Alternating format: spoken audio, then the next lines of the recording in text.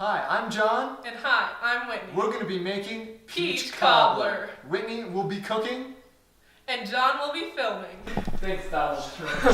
For the fruit mixture, we're going to need 5 peaches, peeled, cored, and sliced, which is about 4 cups. Then you're going to need 3/4 cup of granulated sugar and a 1/4 teaspoon of salt. For the batter, we're going to need 6 tablespoons of butter, a cup of all-purpose flour, a cup of granulated sugar, 2 teaspoons of baking powder, a 1/4 teaspoon of salt, 3/4 cup of milk, and a pinch of cinnamon. First, we're going to boil a pot of water on medium heat until it starts to bubble. Then you're also gonna have a bowl with ice water in it. This is so we can peel the skin off of the peaches.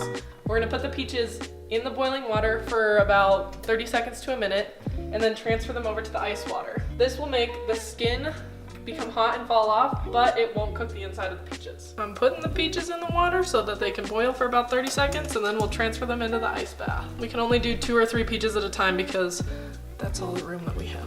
Gotta make sure that we get all the sides.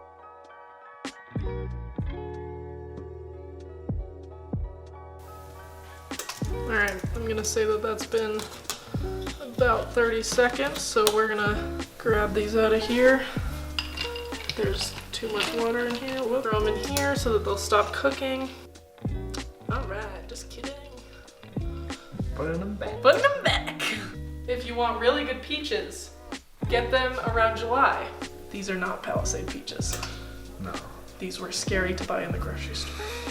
Just kidding, they were scary to pick from the orchard. And it worked. The skin's gonna peel off of the peach like that. So we're gonna do that to the rest of these guys and then we'll get going on the actual cobbler part. Once the peaches are peeled, you can take them and split them down the middle like this. This makes the pit easy to remove, and you can just go ahead and slice the peaches using a pretty big knife. The sharper the better, make sure not to cut yourself. And this works great, just slices. We don't need them to be small at all. And this peach still has a little bit of the skin on. If they do still have a little bit of skin on, it's not the end of the world. It's just a bit of a texture thing if you like them or not. I'm pretty sure you're not supposed to be able to do this with peaches. Don't film this one, it looks like it got thrown around as a child.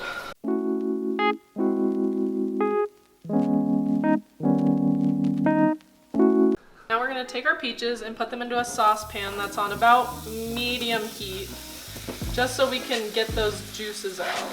And then along with that, we're going to throw in about a pinch of salt, 1, 2, and 3/4 cup of sugar. So 1, 2, and 3.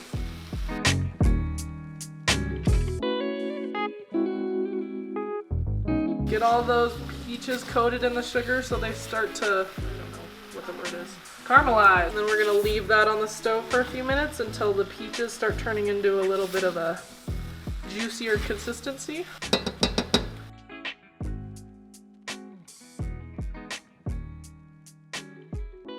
All right, now we're gonna start the oven on 350. Start.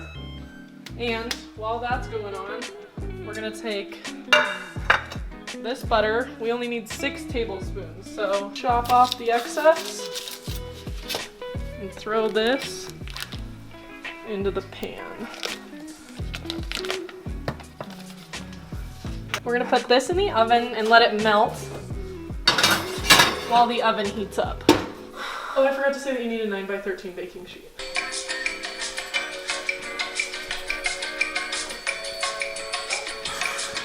All right, now we're gonna start on the batter. So we need a cup of granulated sugar, a cup of flour, 2 teaspoons of baking powder,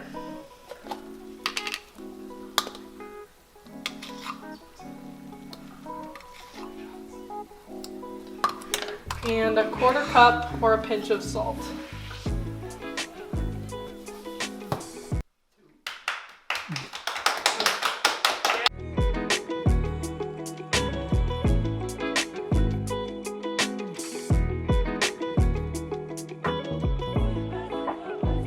You'll know the peaches are done when the juice at the bottom is all of the sugar as well as a little bit of the peach. So these look great. I'm going to turn them off and set them aside and check on the butter.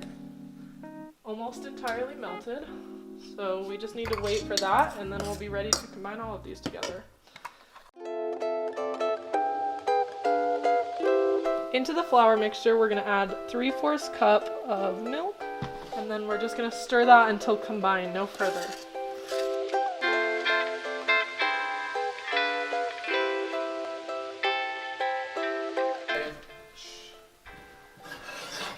Now that the butter is entirely melted, we can take it out, spread it around a little bit so the pan is coated evenly.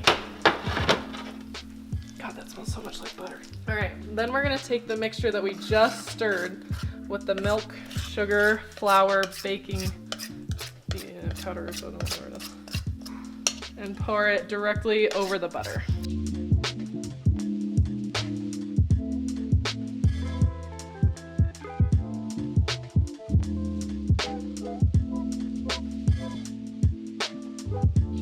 It looks like eggs.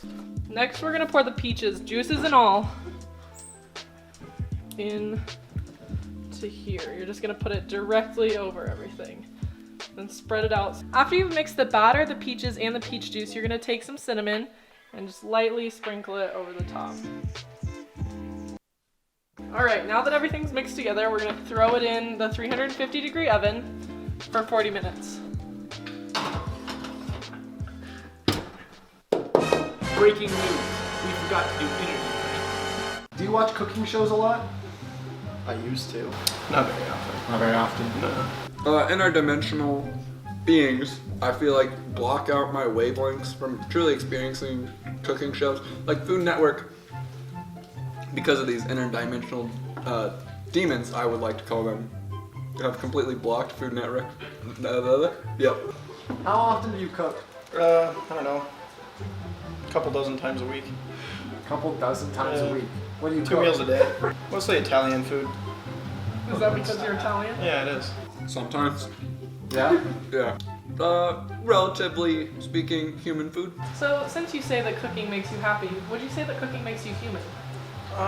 No, not necessarily, because cooking's more of a recent invention in the grand human scale of life. As early humans were hunters and gatherers and didn't really, make a stew for dinner. They didn't make cake for birthdays or anything like that. So I wouldn't really say it's part of the human experience, personally. Sure, it's part of the human experience. Does cooking make you happy? Yeah, it does. Why? Because I know that I'm going to get to eat the food that I cooked. Eating makes me happy. Sure. Yeah? Yeah. Why?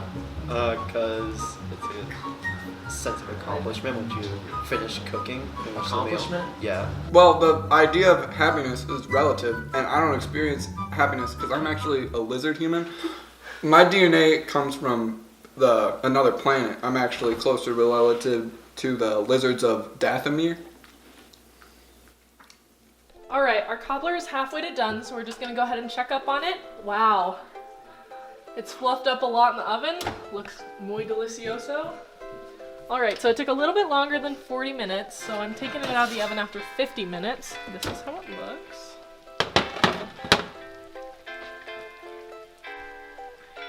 And that's how you make Peach cobbler.